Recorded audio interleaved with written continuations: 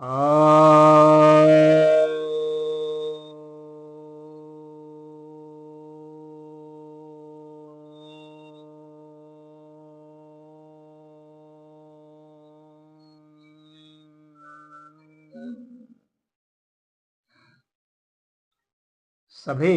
भक्तजनों को सप्रेम नमन। तो आज आपकी जिज्ञासा का समाधान लेकर आया हूं। एक अपने करीबी भक्त हैं श्री सुधीर भारती जी, उनकी जिज्ञासा है, कौन सा यत्न करूं गुरु जी कि संपूर्ण जगत हरि में और हरि संपूर्ण जगत में ही मेरा जीवन हो जाए।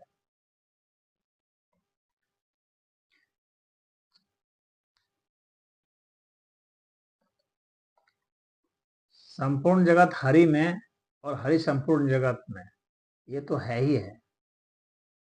इसके अलावा एक चीज और है, उसको शामिल कर लीजिए, और वो यह है कि संपूर्ण जगत हरि है और हरि ही संपूर्ण जगत है।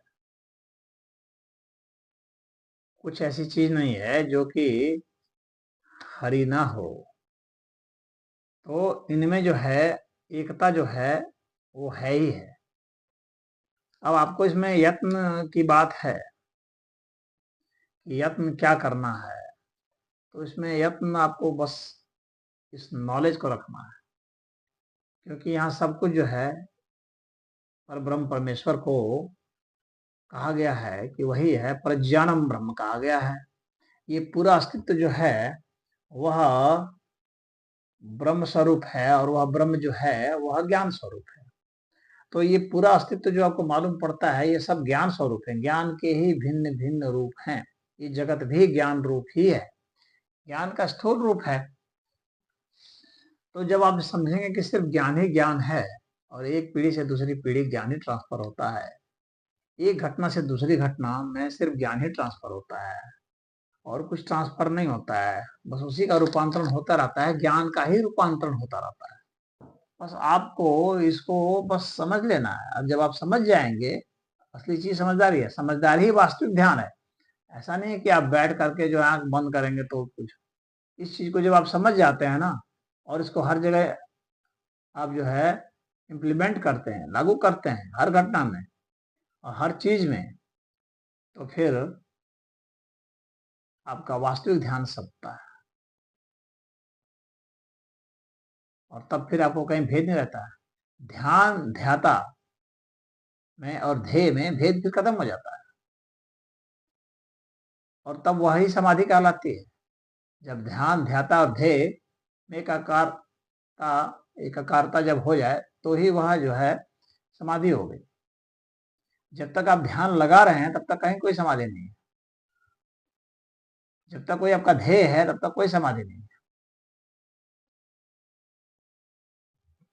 तो अब जीवन जो है आपका वह भी ब्रह्ममय हो जाएगा। ऐसा नहीं है अभी आपने जीवन और मृत्यु को अलग अलग किया जहां पर, तो फिर उस चीज से चूक जाएंगे, फिर उस अद्वैत से चूक जाता है, क्योंकि अद्वैत में फिर जीवन का कोई मतलब नहीं रह जाता है। वो सब सब जीवन मृत्यु जन्म मरण सब कुछ जो है एकाकार हो जाता है, अद्वैत की स्थिति हो जाती है, न कहीं कोई भेदभाव नहीं रह जाता है। वह जीवन भी वही है, मरण भी वही है, सब ज्ञान स्वरूप ही है, सब प्रज्ञानम ब्रह्म है। तो इस चीज को आप वह बनाए, एक जो महावाक्य जो है, महामंत्र जो आदि शंकराचार्य जी ने दिया है, और जो हमारे ऋग्वेद में है, त्रय उपनिषद में है, प्रज्ञानम ब्रह्म, उसको समझ लें।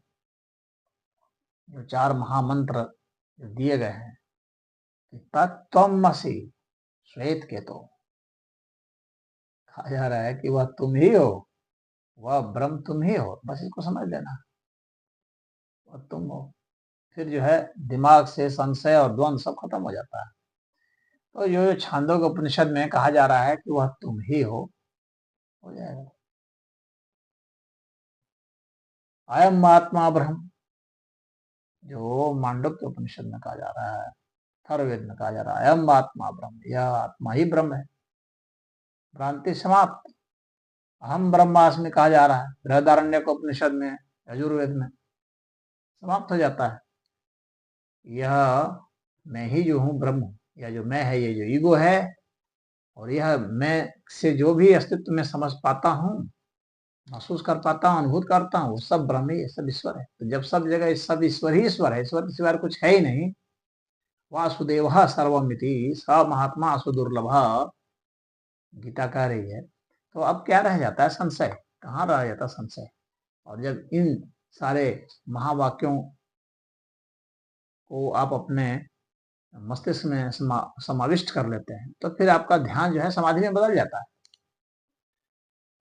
तो ध्यान जो ही समाधि में बदल जाएगा कि अब आपको कहीं भेद नहीं रह गया, सारे भेद जो है अभेद्य हो गए, क्योंकि किसी अन्य के अस्तित्व की जितनी भी संभावनाएं थी वो समाप्त कर दी गई है, सिवाय ब्रह्म के। तो ब्रह्म सत्यम, और ये जो जगन है, यह जो है मिथ्या का कहा गया है, मिथ्या को भी जो है ब्रह्म मान लीजिए। तो ब्रह्म जो है सत्य है, और यह जो ये जगत जो है वह भी ब्रह्म है। ब्रह्म सत्यम और जगन ब्रह्म, समझ लीजिए। तो सब ब्रह्म ही ब्रह्म है, ब्रह्म के सिवाय कुछ नहीं है। एको ही रुद्रो न द्वितीयाय तस्थो इमान लोकान ईशत ईशन ही। एक ही रुद्र है, रुद्र के सिवाय कुछ नहीं है, ब्रह्म के सिवाय कुछ नहीं है।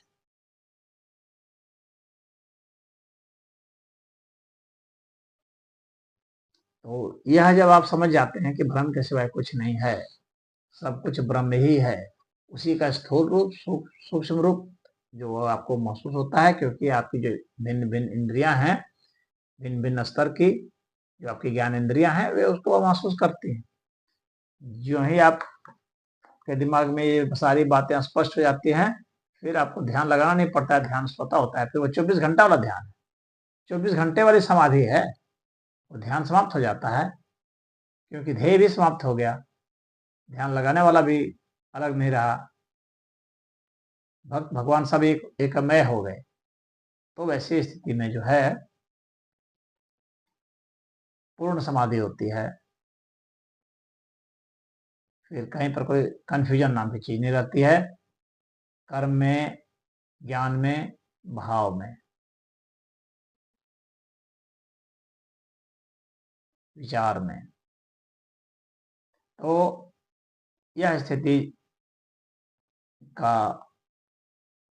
आप समुचित आकलन करें,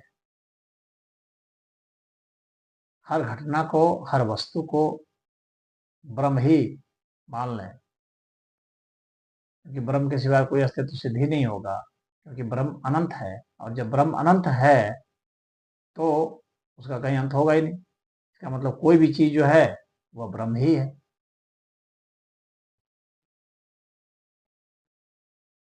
तो इस तरह से आपका कंफ्यूजन समाप्त हो जाएगा और आप ब्रह्ममय हो जाएंगे। और ऐसी स्थिति जब हो जाएगी तो बस ये मामूली सा है, आपको फिर कोई यत्न नहीं करना है, आप यत्न से मुक्त हो गए।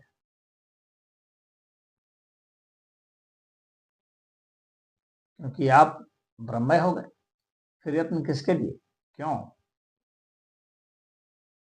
तो इतने, ये सिंपल सी बात है। मेडिटेशन जो है वो अंडरस्टैंडिंग है, वो आंख बंद करने का उपक्रम नहीं है। और वह जब अंडरस्टैंडिंग हो जाती है, क्योंकि ज्ञान से ही आप मुक्त होते हैं, और ज्ञान यही है, सत्यम ज्ञानम अनंतम ब्रह्म। वह ब्रह्म अनंत है, यही ज्ञान सत्य है। ज्ञान से मुक्त हो जाते हैं बस, और आपका जीवन जो है धन्य हो जाएगा। मुझे उम्मीद है कि आपको हमारा यह उपदेश, मार्गदर्शन आपको उस अवस्था में ले जाए। हरिओम।